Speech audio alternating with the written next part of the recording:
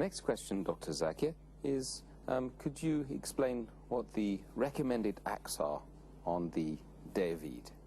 On the day of Eid, the first thing is that you should have ghusl. It's mentioned in Muwatta, page 240, hadith number 428. Nafi narrates, may Allah be pleased with him, that Abdullah ibn Umar, may Allah be pleased with him, he used to have a bath, he used to have ghusl before proceeding for the Eid Salah. So it's a sunnah that you have to have a bath before going to the Musalla for the Eid Salah. Number two is that it's also a sunnah that you should wear good clothes, adorn yourself, you should beautify yourself, you can wear new clothes, you can put coal in your eyes, put oil in the hair, you can wear perfume. But naturally all these things are for the men. The women are not recommended to wear perfume and adorn themselves when they go out, but naturally they should be in hijab, they should be veiled. This is talking about the men. Point number three is that the Prophet always had dates before he left his house for offering the Eid Salah. It's mentioned in the hadith of Sahih Bukhari, volume number 2, the book of 2 Eids, hadith number 953. The Prophet ate dates before he left the house for offering the Eid Salah. And the fourth act is that the Eid Salah should be offered in a musalla, in a place, maybe on a big ground, maybe in the town or on the outskirts of town where all the people can gather in one place. It's mentioned in the hadith of Sahih Bukhari, volume number 2, in the book of 2 Eids, hadith number 956. The Prophet ﷺ, on Eid day, he went to the musalla and he offered the salah. And offering Eid Salah in the musalla is a sunnah, rather than in the mosque. Though the Prophet's hadith is there, which is mentioned in Sahih Bukhari, volume number 2, the superiority of Masjid al-Haramain, Makkah and Medina, hadith number 1190, the Prophet said, praying in my mosque, that is praying in Masjid al-Nabawi, is better than offering 1,000 times salah anywhere else, except Masjid al-Haram, that's Makkah. But yet, for the Eid Salah, the Prophet preferred leaving his own mosque and going to the Eidgah, going to the Musalla.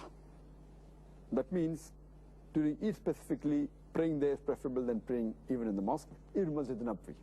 So this is the importance of praying in the Musalla. Furthermore, it's mentioned in Sahih Bukhari, volume number 2, in the book of 2 Eids, hadith number 986. It says that Muhammad Sallallahu Alaihi Wasallam, when he returned back after offering Eid Salah to his home, he used to return back in a way different from the way he had gone. That means the route of the Prophet going from the house to the Musalla was different, and the route of coming back was different. And this was maybe because he wanted to give salam to the different people, both the ways, and maybe the blessing would be to different types of people, and the various reasons given by people why he did that. Furthermore, it's very important that each salah should be prayed in the Musalla.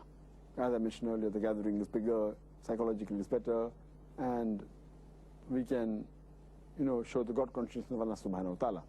Further, it's the sunnah that we should go early to the Musalla. The earlier the better, so that we can be in time, we hasten to do the good deed. It's also mentioned in the hadith of Tirmidhi, hadith number 530, that the Prophet, peace be upon him, he used to go on foot when he used to go to the Musalla. For offering Eid Salah, he used to go on foot. So it's sunnah to go walking to offer your Eid Salah. And it's mentioned in the hadith of Silsila Sayyah, hadith number 171, that Prophet ﷺ, he used to recite the takbir immediately after leaving home, till the time he reached the Musalla, till the time he finished his Salah, he used to say the takbir. And the most authentic talbiyah is what Ibn Masud had recited, mentioned in Dar al-Qutni and Ibn Shaybah. He used to recite, Allahu Akbar, Allahu Akbar, La ilaha illallah, Allahu Akbar, Allahu Akbar, walillahi alhamd. He used to recite, Allahu Akbar, Allahu Akbar, La ilaha illallah, Allahu Akbar, Allahu Akbar, walillahi alhamd, meaning Allah is the greatest, Allah is the greatest. There's no one worthy of worship besides Allah subhanahu wa ta'ala. Allah is the greatest, Allah is the greatest. All praise are due to Allah subhanahu wa ta'ala. This is talbiyah, and it should be recited the moment you leave the home, till the time you read the salah, till the salah is to end, this talbiyah was recited Muhammad Sallallahu Alaihi Wasallam. So these are the few recommended acts that should be done during the Eid day. Well, Jazakallah khair, for your answer, Dr. Zakir. Dr. Zakir, how far can a person go when they're celebrating Eid? I mean, are they permitted to sing and make amusement amongst themselves? As far as singing and amusement during Eid day is concerned, as long as it is within the boundary of the Islamic Sharia, it's not overdoing oneself and should not go to things which are wrong, it's permissible. Within limits, within boundaries, it's permissible. Dear brothers and sisters, inshallah, we'll meet soon after a short break. It is Ramadan.